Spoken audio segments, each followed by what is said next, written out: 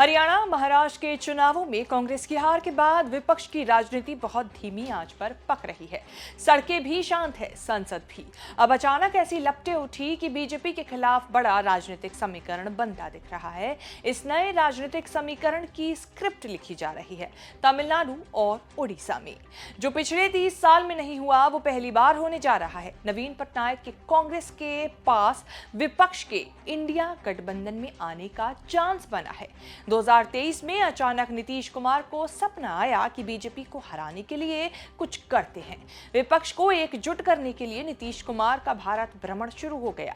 दिल्ली में राहुल गांधी, चेन्नई में स्टालिन, कोलकाता में ममता बनर्जी, मुंबई में उद्धव ठाकरे से मिलते मिलाते भुवनेश्वर भी पहुंच गए नवीन पटनायक को विपक्ष में लाने के लिए। तब नवीन पटनायक उड़ीसा पर एक छत्र राज करते थे। पीएम मोदी के प्रिय मित्र भी थे। घर में बिठाकर चाय नाश्ता तो कराया, लेकिन बीजेपी को हराने के लिए नीतीश ने विपक्ष के साथ आने के लिए कहा तो मुंह पर मना कर दिया कि साथ नहीं आएंगे। समय का पहिया ऐसा घूमा कि बीजेपी को हराने चले नीतीश उसी के सारथी हो गए।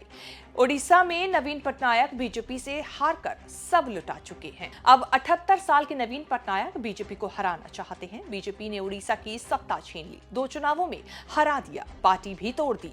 अब फिर से विपक्ष के साथ आने का ऑफर चलकर आया तो मना नहीं किया। बीजेपी को टेरर इतना कि पिछले महीने बीजेडी विधायक दल की बैठक से एक विधायक सनातन महाकुड़ ने कन्नी काट ली। विधानसभा परिसर में विधायक टकरा गए नवीन पटनायक से। देखते ही पूछ लिया कि क्यों नहीं आए बैठक में। विधायक महाकुड़ ने कहा कि तबीयत खराब थी। नवीन पटनायक ने पलटकर पूछ लिया कि तबीयत खराब थी या बीजेपी में जा रहे हो। बाद में पार्टी वालों ने नवीन पटनायक को ब्रीफ किया कि सचमुच सनातन महाकुड़ की तबीयत ठीक नहीं थी। तमिलनाडु में अगले साल विधानसभा चुनाव से पहले एमके स्टालिन बीजेपी से हिसाब फरियाना चाहते हैं। बीजेपी का हिंदी और डिलिमिटेशन थोपने का फॉर्मूला मंजूर नहीं। अकेले तो लड़ रहे हैं, लड़ाई को धार देने के लिए विपक्ष को इकट्ठा किया है। 22 मार्च को चेन्नई में महाबैठक बुलाई है, जिसमें दक्षिण की पार्टियों समेत कई राज्यों के सीएम को बुलाया गया है। स्टालिन ने चिट्ठी में लिखा, समय, नेतृत्व और सहयोग की मांग करते हैं। राजनीतिक मतभेदों को परे रखकर हमारी सामूहिक भलाई के लिए खड़ा होने का समय आया है। 22 मार्च के लिए बैठक के लिए कांग्रेस, आप, YSR, CP, CPM, TDP, Akali नेता भी बुलाए गए हैं। केरल से पी विजयन, आंध्र से चंद्रबाबू नायडू, तेलंगाना से रेवंत रेड्डी, कर्नाटक से सिद्धरामैया, पंजाब से भगवंत मान, बंगाल से ममता बनर्जी को भी बुलाया गया है। बीजेपी शासित ओडिशा सीएम मोहन चंद्र मांझी और एनडीए शासित चंद्रबाबू नायडू को भी बुलाया गया है।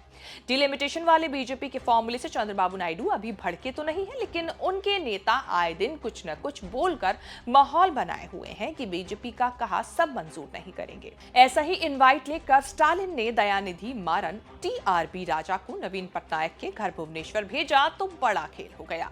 मारन ने कहा कि बीजेपी को ज्वाइंट एक्शन कमेटी का हिस्सा बनना चाहिए। नवीन पटनायक ने बैठक में पहुंचने की मंजूरी दे दी। सोशल मीडिया पर दयानिधि मारन से मिलने का डंका भी पीटा। नवीन पटनायक की 30 साल की राजनीति में ये पहला मौका है जब उन्होंने विपक्ष की किसी मुहिम का समर्थन देने का ऐलान किया है। नवीन पटनायक और उनके पिता बीजू पटनायक की राजनीति कांग्रेस के विरोध से ही चमकी, लेकिन 30 साल बाद चीजें बदल रही हैं। नवीन पटनायक ये अच्छे से जानते हैं कि स्टालिन राहुल गांधी के पक्के वाले दोस्त हैं। तमिलनाडु में डीएमके कांग्रेस का अलायंस अरसे से मजबूती से चल रहा है और आगे भी चलना है। जिस बैठक में शामिल होने के लिए नवीन पटनायक ने मंजूरी दी है, उसमें राहुल गांधी, खड़गे भी जा सकते हैं। अगर नहीं भी गए तो पार्टी से कोई बड़ा नेता तो शामिल होगा जरूर। नवीन पटनायक और जगन मोहन रेड्डी 2 ऐसे विपक्ष के नेता हैं जो बीजेपी के मित्र रहे जरूर हैं, लेकिन एनडीए में शामिल नहीं हुए। अब समय ऐसा आया कि दोनों की राजनीति बेहद खतरनाक मोड़ पर है। चुनावों में करारी हार से जनाधार तो गया ही, बची खुची पार्टी के भी टूटने का खतरा है। विपक्ष का साथ भरोसे का काम कर सकता है।